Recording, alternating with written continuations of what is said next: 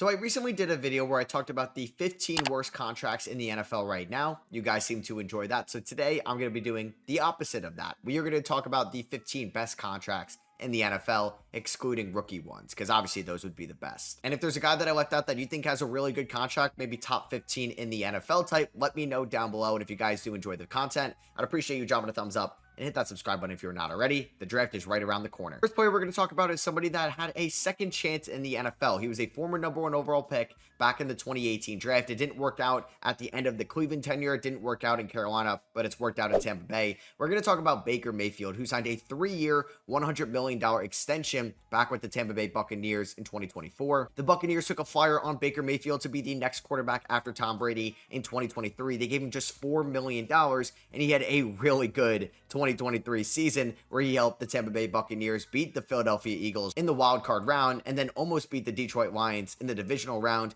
That year, Baker put up 28 touchdowns and 10 interceptions. He was rewarded with this contract that paid him $100 million over 3 years. It included a $28.8 million signing bonus and just $50 million guaranteed of this $100 million deal. And right now, Baker Mayfield going into 2025 is the 18th highest paid quarterback in the league. I would say that Baker is definitely better than the number 18 quarterback. The list of quarterbacks that will be getting paid more money than Baker Mayfield next year: Tua, Trevor Lawrence, Kyler Murray, Deshaun Watson, Kirk Cousins, Derek Carr, and Sam Darnold. And I would say Baker is better than most, if not all, of those quarterbacks. Last year, Baker helped the Buccaneers win another division crown. He put up 41 passing touchdowns, by far career high for Baker that year, and threw for 4,500 passing yards. He is clearly the franchise quarterback, and he's going to get a nice payday once again from the Tampa Bay Buccaneers soon. Definitely one of the 15 best contracts in the league. Next up, we're going to talk about a running back that signed back in the 2024 offseason. It's not Saquon Barkley. I was going to include him here, but then he did re-sign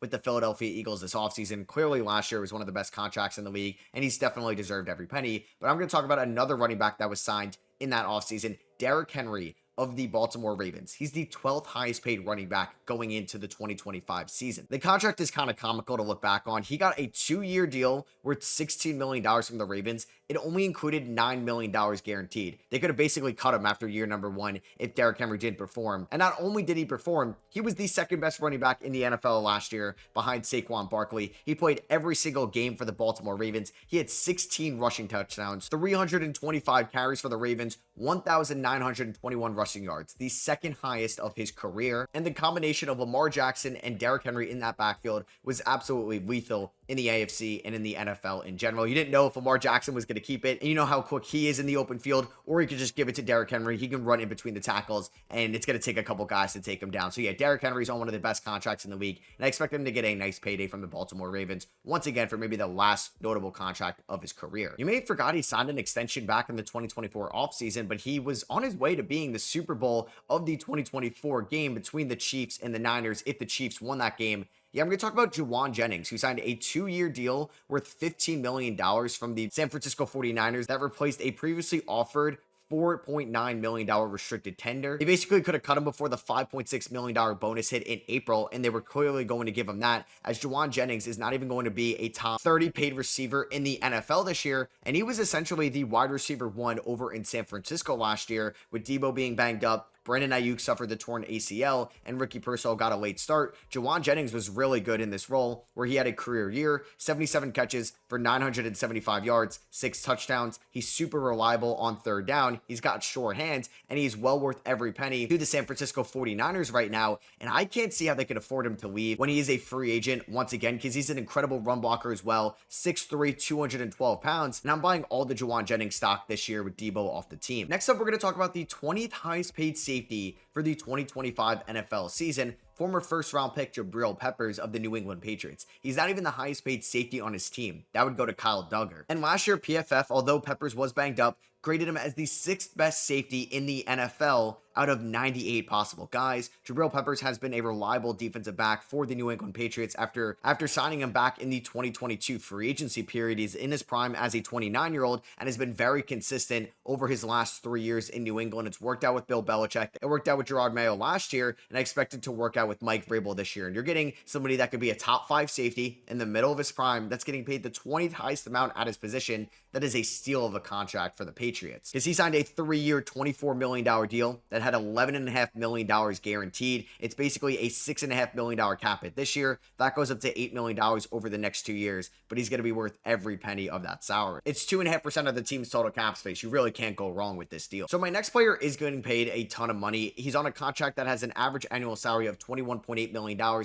but he's the 10th highest paid interior defensive lineman in the NFL. And I can make an argument that he's the best interior defensive lineman in the NFL, and that is Dexter Lawrence of the New York Giants. So I'm sorry, Giants fans, I did just talk about Jabril Peppers, a former Giant that I'm sure you wish was still on your team, but we're going to talk about one of the best defensive players overall in the NFL, and has basically been the best interior defensive lineman next to Aaron Donald over the last few years, and definitely in the 2020s. Over the last 3 years since breaking out in 2022 for the G-Men, he had 7.5 sacks in 2022, was a Pro Bowler and named an All-Pro second team. In 2023, 4.5 sacks, All-Pro second team, finished 9th in Defensive Player of the Year voting, and last year had a career-high 9 sacks in just 12 games and was a Pro Bowler, 44 total tackles, 16 QB hits, and is just 27 years old. Jeffrey Simmons, DeForest Buckner, Derek Brown, Quinnen Williams, Aleem McNeil, all good defensive linemen, but I don't think they're better than Dexter Lawrence, and they will be getting paid more money than him in the 2025 season. They have an out after the 2026 season in this deal, but this has been worth every penny for the Giants going forward, and he's leading this really good defensive line unit with Brian Burns and Kayvon Thibodeau. Next up, I want to talk about another Baltimore Raven, the second one in this video. This time, we're going to go on the defensive side of the field, and we're going to talk about Marlon Humphrey, one of the best corners in the game. Humphrey is going to be the 8th highest paid corner in the 2025 NFL season, and he may just be coming off the best year of his 8-year career in 2024, where he had 6 interceptions on the year, a career high. He was listed to All-Pro first team for the first time since the 2019 season, so the second one in his career. He was also a Pro Bowler for the 4th time in his career. He had 15 pass deflections, 67 total tackles, and was basically the leader of this Baltimore Ravens defense that has some really good playmakers on it already. Humphrey was graded as a top 7 corner according to PFF in the 2024 season, and is going to be making up basically 4.5% of the team's total cap space in 2025 off a restructured deal. The initial deal came on a rookie extension back in 2020. It was a 5-year deal worth $97.5 million. The market has reset itself over time, with other corners like J.C. Horn,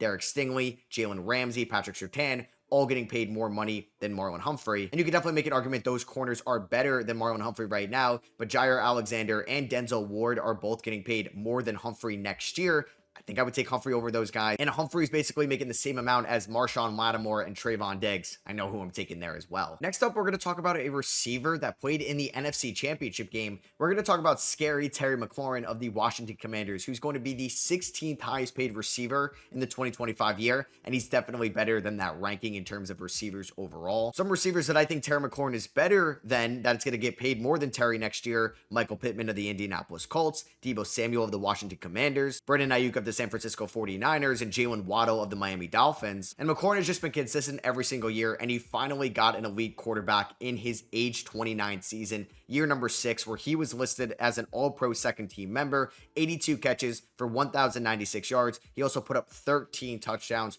by far a career high in 2024. McLaurin initially signed a rookie extension, 3 years, $68 million. It included $53 million guaranteed, which at the time felt like a lot of money, but it's been worth every penny for the Washington Commanders, as he's going to be making up 9% of the team's total cap space in 2025, and is not even the highest paid receiver on his team. That obviously goes to Deebo Samuel. We're going to talk about our second quarterback in this video, and in my opinion, it's the best quarterback in the NFL, and that is going to be Patrick Mahomes of the Kansas City Chiefs. Mahomes signed a very team and friendly deal back in 2020, where he signed a massive 10-year, $450 million contract with the Chiefs that included a $10 million signing bonus, $140 million guaranteed, and an average salary of $45 million. But as inflation has gone up, as the salary cap has gone up, Patrick Mahomes in the year 2025, in terms of average money per year, is going to be the 15th highest paid quarterback in the NFL. Kirk Cousins, Deshaun Watson, Kyler Murray, Jalen Hurts, Lamar Jackson, Justin Herbert,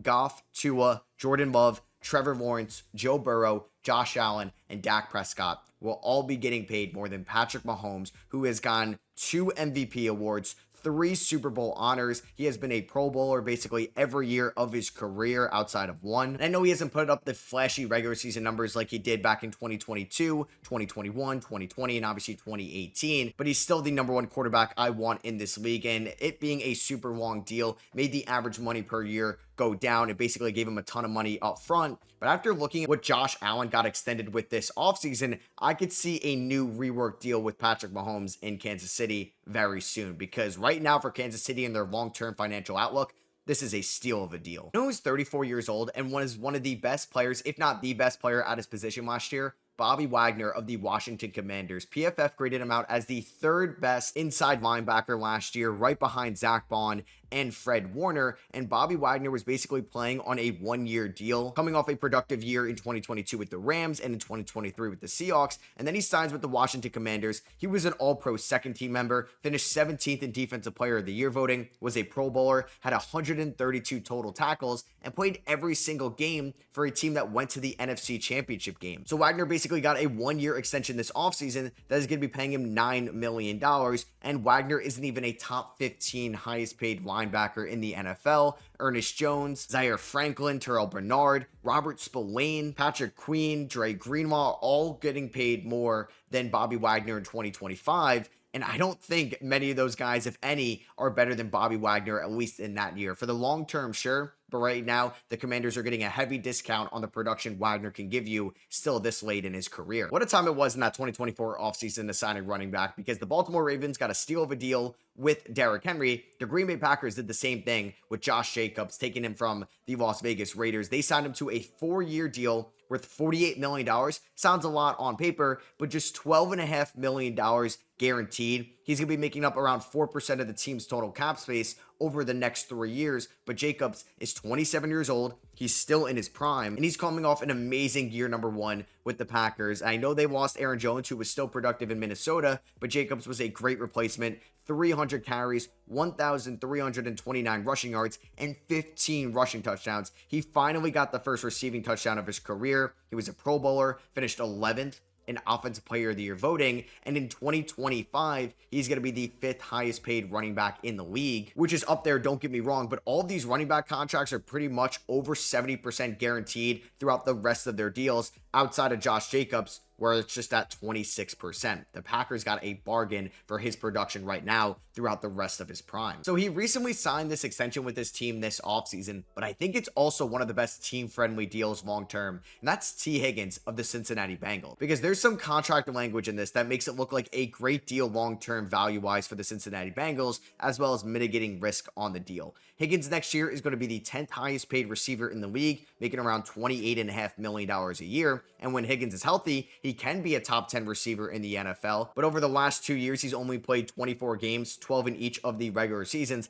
Last year, though, in 12 games, he was amazing for the Bengals and their high-powered offense, 73 receptions, 911 yards, 10 touchdowns, and then was holding out this offseason. He gets tagged as a 26-year-old yet again, and the Bengals gave him a massive contract on paper, 4 years, $115 million, a little bit eye-popping when you see that number, but includes just $40 million guaranteed, and after the 2026 season, there's just $10 million guaranteed left in the deal. So there's a heavy out after the 2026 season, which gives the Bengals a layer of comfortability and security in this deal if Tee Higgins' injuries do flare up over the next few years. And if they do not flare up, he's still going to be one of the best wide receivers in the NFL, and you're going to have him and Jamar Chase around Joe Burrow for at least the next 4 years at the minimum. Man, I really want my Steelers to get this guy a Super Bowl ring before he retires, because he's 35 years old, and it feels like he keeps taking discount after discount, and that is Cameron Hayward, the interior defensive lineman. Because next year, Cameron Hayward isn't even going to be paid a top 20 salary in terms of interior defensive lineman. He's going to be making around $14.5 million. Defensive linemen that will get paid more than him next year: Dalvin Tomlinson, Javon Hargrave, Javon Kinlaw, Zach Allen, Kenny Clark, Treshaun Warden, just to name a few. And Cameron Hayward in the 2024 season feels like he's aging like fine wine. He was an all-pro first-team member as a 35-year-old, finished 13th in Defensive Player of the Year voting, was a Pro Bowler yet again. He had 8 sacks, 71 total tackles, and started every single game for the Steelers in year number 14. PFF graded him out as the second best interior defensive lineman ahead of Dexter Lawrence, Leonard Williams, Poona Ford, and Calais Campbell in the 2025 season. And for somebody that signed a 2-year, $29 million extension not too long ago, looks like a steal of a deal based off what he did last year, and I expect the same production this year. And I wonder, do you guys think that Cameron Hayward is going to be a Hall of Famer one day? I talked about Jabril Peppers being on a great deal with the New England Patriots. A very similar deal is going on in Denver in that secondary, and that is Brandon Jones, who once again is not even the highest paid safety on his team. That's going to be going to new acquisition from this offseason,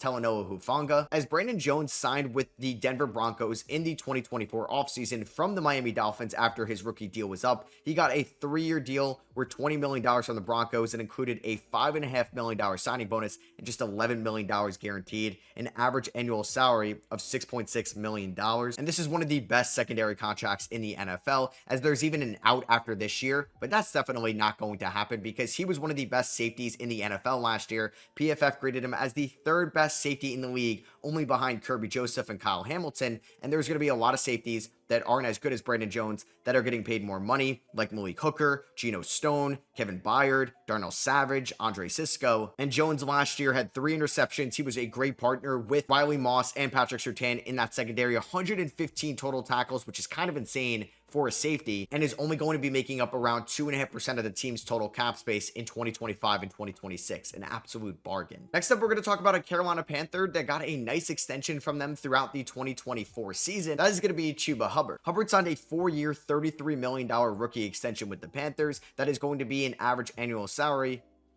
of $8.3 million, but it's just $16 million guaranteed. Hubbard was one of the best running backs in the NFL last year, started 15 games for the Panthers, and fully broke out. 10 touchdowns, 1,195 yards, and is going to be a great running back partner for Bryce Young for the rest of this contract. Hubbard is going to be the 12th highest paid running back in the 2025 season. Ramondre Stevenson, David Montgomery, Joe Mixon, James Conner, all going to get paid more than Hubbard, and I think Hubbard is right around that tier, or even better than those guys. And my last best contract that I want to talk about is our first and only tight end in this video. He's not even a top 15 highest paid tight end in 2025, and that is Jonnu Smith of the Miami Dolphins. Smith just signed a 2-year, $8.5 million contract with the Dolphins last offseason, included just $3.9 million guaranteed, and has an average annual salary of $4.2 million. He's going to be making up less than 1% of the team's total cap space in 2024 and just 1.6% of the team's total cap space in 2025, and he had a monster receiving year last year for the Dolphins when some of the receivers were maybe a little bit disappointing. He had 111 targets in 17 games, 88 receptions, 884 yards, and was a Pro Bowler for the first time in his career. Definitely getting their bang for their buck down there in Miami with this contract. So that's gonna be for me. I hope you guys did enjoy. If you did, I would appreciate you dropping a thumbs up. Let me know what you think of these contracts down below. Do you agree with my list? Do you disagree? Do you think there's a contract that I should have included in this video? Let me know down below, and I'll catch you guys in the next one. Peace.